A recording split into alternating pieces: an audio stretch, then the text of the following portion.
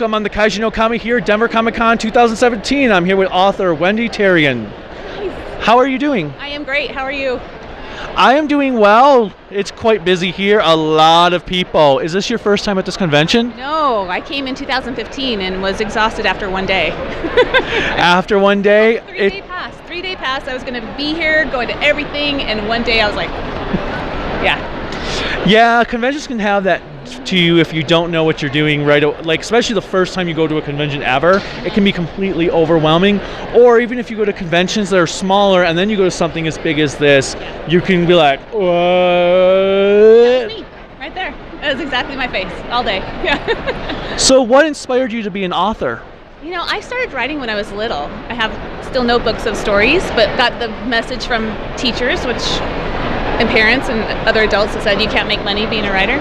So I set it aside and then got laid off a job some years later, and it all came back around, and I had a career coach that kept saying, go do this career job search thing, and I never did it. And then she said, what do you really want to do? And I said, I really want to write, but I can't do that. And that came out of my head completely from my subconscious. I hadn't even thought about it. And she just kept pushing me, and now here we are. It's awesome. So what type of books do you write? Urban fantasy. Yeah, for young adults. Yeah, so it's the kind of the voice I hear in my head, so I stick with the YA.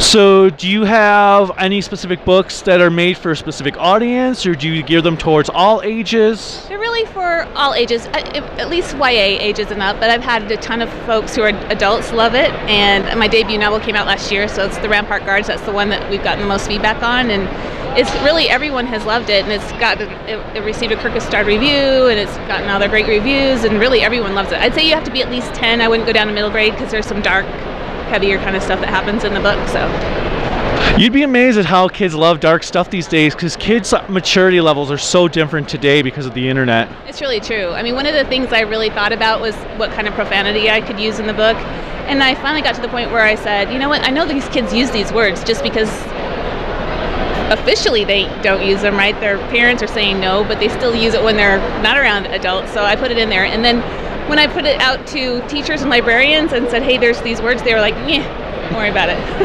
Yeah, there's words I've heard come out of 5-year-olds I never thought you'd ever hear. Oh, that's scary.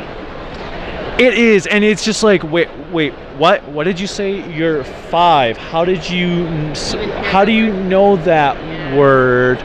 So do you have any books that you would definitely recommend for someone to start if they're just learning about you? The Rampart Guards is the first one in the series. It's awesome, if I may say so myself. It's been really fun. It's one of those things, I put it out there, I thought it was really great, but I wasn't sure, and then getting all the feedback, people have loved it. And then the next 2 come out. I'm actually doing something a little different with 2 book 2s, and they both come out August 11th. So Jason is the main character in the book. Sadie's his best friend, and she's a really strong female character. I didn't want to lose track of her, but in book 2, Jason, he leaves the town they live in and goes on his own adventure. So she's getting her own separate adventure while he's gone back in the town, and then they come back together at the end.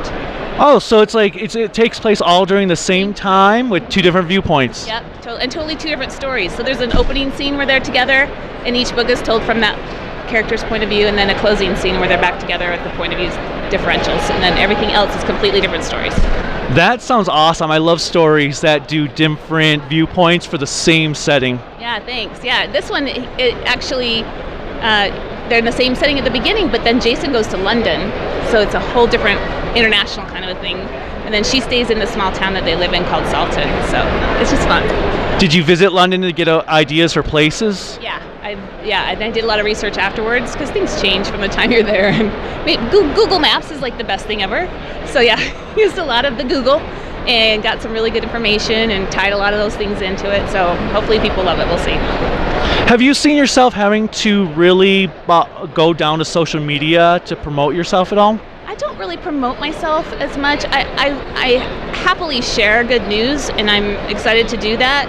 I like it a lot more for networking and just getting to know other people in the writing world and see what they're doing. It's really more for networking for me. I don't see it as a sales vehicle at all, or certainly promotion, because you're out there showing that you're a writer and showing your covers on things like that, but not really a sales kind of thing.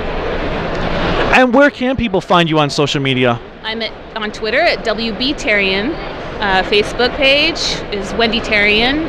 Instagram, Goodreads, Amazon author page, book club page, all out there. Yep. And do you have any final words for my viewers? Just read and have fun with books. I think it's the best thing. I try to incorporate stuff into my books that at the very least it's fun, but hopefully maybe they're seeing something else that's like them, that makes them feel like they're not the only person like that in the world. That's something, and also just know that all families are weird.